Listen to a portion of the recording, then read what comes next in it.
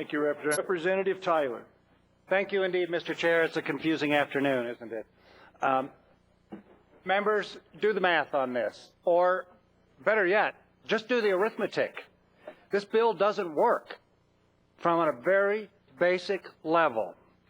We heard testimony on committee from Colorado Springs who earmarked a section of their town and said, we're going to give away all of the sales tax for the next 30 years to pay for part of this project, for the project they wanted to complete over there.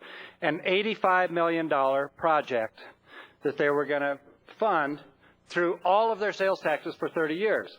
Now, if you took that $85 million project and applied this bill to it, it would require $6 billion in retail sales to make that work. Now, that's a big number, I think. Now, I don't know how incredibly big that number that is, but I'd say it'd be pretty tough. Let's take a couple other examples. I'm not completely opposed to TIF. There are some cases where it works quite well. One of those cases was the Creekside development in Lakewood, where they put in a Walmart.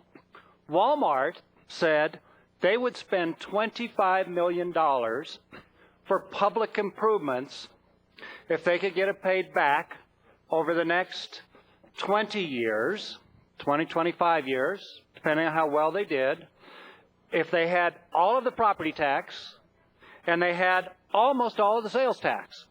That's a much bigger number than 1/2 of 2.9%, okay?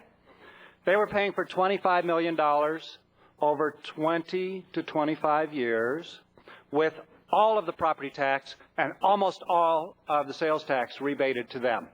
Now, that's approximately a $100 million project. Members, $100 million at 1/2 of 2.9% would, that $100 million would generate at 1/2 of 2.9%, $25 million in 60 years. Colleagues, the number doesn't work. If they want to put in $1 million project, maybe it will. What is this going to drive to? I would say this is going to drive to the concept of having a municipality, say, just take, for example, Broomfield, decide they wanted to put in an interchange, so they took, or other highway projects, so they select all of Broomfield to be in this zone, and then they go a couple miles away and say, well, this is where we want to build the highway to make it work. Colleagues, you can do a non-contiguous zone in this respect.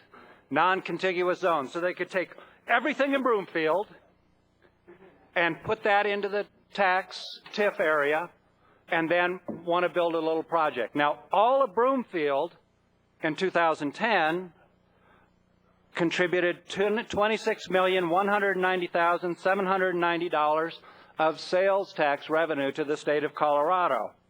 Now, I'm not real good at doing math on the fly, but what that would be doing is saying any increment over that would be paying off a project. Now, if you had an $85 million project, this is a 15-year timeline, colleagues, the numbers don't add up. The arithmetic doesn't make sense. Now, there may be a lot of reasons this is a bad bill. Maybe a reason to vote for it is because they will never complete a project with this because of simple arithmetic. It's not going to work. I could also go into the issues that I have with the bill in terms of the fact that it could easily be used to devastate the city of Golden, which I represent, by funding the connectors between the projected Road to Nowhere Jefferson County Parkway and the Northwest Parkway.